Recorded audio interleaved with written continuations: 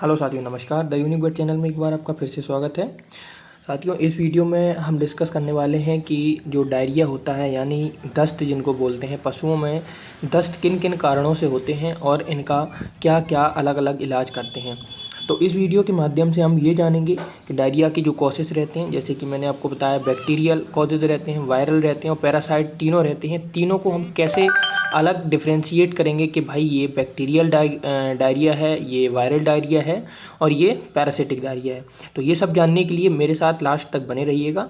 आपको ये सब जानकारी मैं लास्ट तक देने वाला हूँ, लेकिन उससे पहले मेरी आपसे रिक्वेस्ट है कि मेरे इस चैनल को सब्सक्राइब और वीडियो को लाइक ज़रूर कीजिएगा। तो एक जो बीमारी रहती है जिसका नाम रहता है बोवाइन वायरल डायरिया वायरस, ये बेसिकली ये क्या कराता है, जो जानवर रहते हैं उनमें एक वायरस होता है जो कि क्या कराने का काम करता है, डायरिया कराने का काम करता है। इसमें आपको देखने को क्या मिलेगा कि जो है गाय बहुत ज़्यादा फंसूकर फेंकेगी, मतलब कि हाइपर सलाइवेशन इसमें देखने को मिलेगा। और जो जो दस्त रहेंगे, जो उसकी जो फीसिस रहेगी वो कैसी रहेगी, बहुत ज़्यादा उसमें स्मेल गंदी आएगी, बहुत बेकार स्मेल आती है, जिसमें कि स्मेल के साथ में उसमें क्या म्यूकस रह सकता है, मतलब कि झाग रह सकता है या फिर उसके साथ में खून भी आ सकता है। इस केसेस में जो आपको सबसे आसान तरीका होता है इसको पहचानने का, वो क्या रहता है, इसमें जो मुंह के जो छाले रहते हैं, ऐसा लगता है कि जैसे कि कुकड अप अपीयरेंस हो गया हो ओरल कैविटी का, मतलब कि किसी ने क्या किया हो, उबाल दिया हो कोई सी चीज़ को। तो ऐसा आपको देखने को मिलेगा ऐसे केसेस में। तो वायरल डायरिया आप आसानी से आप पहचान सकते हैं। इसके बाद में अगर हम पैरासिटिक की बात करें तो पैरासिटिक में बेसिकली हीमोकस जो रहता है ये कराने का काम करता है। हिमोंकस में क्या रहेगा, आपको जो डायरिया देखने को मिलेगा वो हमेशा आपको ब्लड के साथ में मिलेगा, क्योंकि जो हिमोंकस रहता है इसी को हम बार बार पोल बॉम भी बोलते हैं। तो ये क्या करता है, इंटेस्टाइन की शेडिंग कराता है। इंटेस्टाइन की शेडिंग कराएगा। जितनी भी पैरासाइट रहेंगे वो किस लिए बॉडी में ग्रो करते हैं, जिससे कि उन्हें फीड मिल सके, खाना मिल सके। तो वहाँ पे जो एपिथीलियम में फिर कोई भी चीज़ रहती है उसको खाने लगते हैं। तो खाएंगे तो वहाँ पे क्या करेगा, ब्लीडिंग होगी। तो ब्लीडिंग के चलते वहाँ पे कैसा आएगा, डायरिया जो रहता है इस कंडीशंस में हमेशा लार्ज इंटेस्टाइन का जो रहेगा डायरिया, उसमें आपको डार्क कलर का ब्लड देखने को मिलता है। और जितने भी पैरासिटिक डायरिया मिलेंगे उसमें आपको सबमेंडिबुलर इडीमा देखने को मिलेगा, मतलब गर्दन के नीचे सूजन मिलेगी। अब इसके चलते क्या रहता है, जब ब्लड का लॉस होता है तो एनीमिक कंडीशन भी आपको पैरासिटिक डिसीज में देखने को मिलेगी। इसी के साथ में आपको जो कीचड़ दिख रहा है गाय की, इसके भैंस की आंख में, तो ये जो कीचड़ है ये भी डिनोट करता है कि ये डिवॉर्मिंग ना होने के कारण भी ये डायरिया हो सकता है, यानी कि पैरासिटिक डायरिया हो सकता है।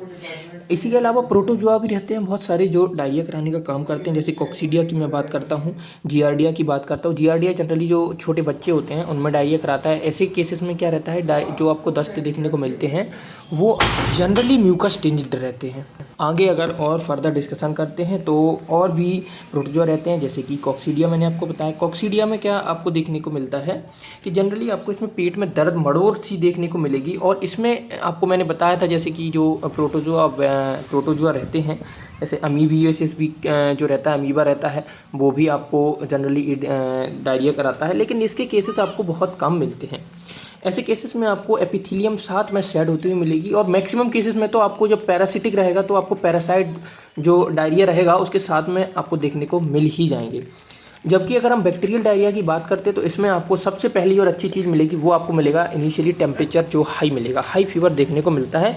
उसके साथ में डायरिया देखने को मिलेगा और जो मिलेगा आपको पेट में ऐंठन या मरोड़न, जिसको टेनिसमस बोलते हैं, आपको देखने को मिल जाता है।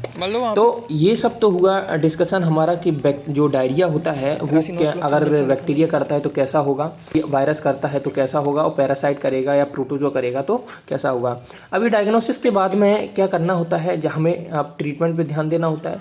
तो जनरली जो बैक्टीरियल डायरिया रहता है उसमें जो हम एंटीबायोटिक प्रेफर करते हैं वो फ्लोरोकिनोलॉन्स ग्रुप की करते हैं, जैसे कि एंड्रोफ्लॉक्सासिन करेंगे या फिर नॉरफ्लॉक्सासिन, सबसे बेस्ट जो रहता है नॉरफ्लॉक्सासिन करते हैं। और साथ में अगर आप चाहें तो जो सल्फर ड्रग रहते हैं, सल्फाडिमिडीन के जो इंजेक्शन आते हैं रिकमेंडेड डोजेस पे आप जो है दोनों साइड, गर्दन में दोनों साइड, क्योंकि डोज बहुत ज़्यादा हो जाता है उसका, तो दोनों साइड आपको यूज़ में लाना होता है। और सल्फाडिमिडीन के साथ एक ड्रॉबैक है कि इसको आप 3 दिन से ज़्यादा इंजेक्टेबल के फॉर्म में यूज़ नहीं कर सकते हैं। तो इसके बाद में हमें एक अच्छा सा NSAID सिलेक्ट करना होता है। यदि बैक्टीरियल डायरिया हम सस्पेक्ट कर रहे हैं तो ऐसे केसेस में हमको जो NSAID सिलेक्ट करना होता है वो मैं बेसिकली प्रेफर करता हूँ फ्लूनिक्सिन मैग्लुमाइन को, क्योंकि इसमें क्या रहता है, एक एडिशनल हमें बेनिफिट मिलता है कि ये एंडोटॉक्सिक इफेक्ट भी रहता है और बाकी ये नॉर्मल NSAID की तरह भी काम करता है। आप चाहें तो मेलॉक्सिकैम या फिर और भी तमाम तरीके के आते हैं, आप उनको यूज में ला सकते हैं। तो इसके बाद में अगर हम पैरासिटिक डायरिया की बात करते हैं तो इसमें हमें एंटी पैरासिटिक ड्रग यानी कि हमें जो आइवरमेक्टिन है उसका इस्तेमाल करना होता है। आइवरमेक्टिन यूज़ करेंगे, उसको सबक्यूटेनियस रूट से यूज़ करते हैं इंजेक्टेबल फॉर्म में।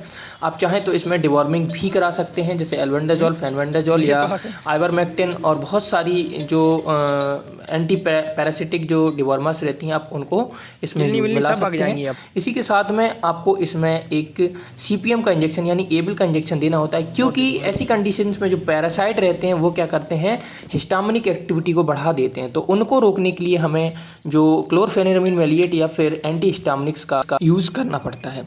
अब अगर बात करते हैं वायरल डायरिया की, तो वायरल डायरिया में आपको कुछ नहीं करना है। जनरली ये होता ही इस कारण है कि जो एनिमल है उसकी इम्यूनिटी डाउन होती है, सप्रेस होती है। तो आपको ऐसे केसेस में करना होता है सिर्फ और सिर्फ एक ही चीज़ कि एनिमल की इम्यूनिटी को बढ़ाना है। तो इम्यून एनहांसर्स जो रहते हैं, इम्यून मॉड्यूलेटर्स जो रहते हैं, जैसे कि आप ट्रेस मिनरल का इंजेक्शन का शॉट लगवा सकते हैं या फिर विटामिन C इंजेक्शन यूज़ में ला सकते हैं। इसी के साथ में विटामिन E और सेलेनियम का जो इंजेक्शन होता है एंटीऑक्सीडेंट प्रॉपर्टी के साथ में, ये एज अ इम्यून मॉड्यूलेटर की तरह भी काम करता है, तो आप इसको यूज़ में ला सकते हैं। और बाकी जो सिम्प्टोमेटिक ट्रीटमेंट रहता है, जैसे कि पेन फीवर है, तो इसको आप रिड्यूस करने के लिए एक NSAID कोई सा भी, नीमोपेरा, मेलॉक्सिकैम, फ्लूनिक्सिन कोई सा भी आप यूज़ कर सकते हैं।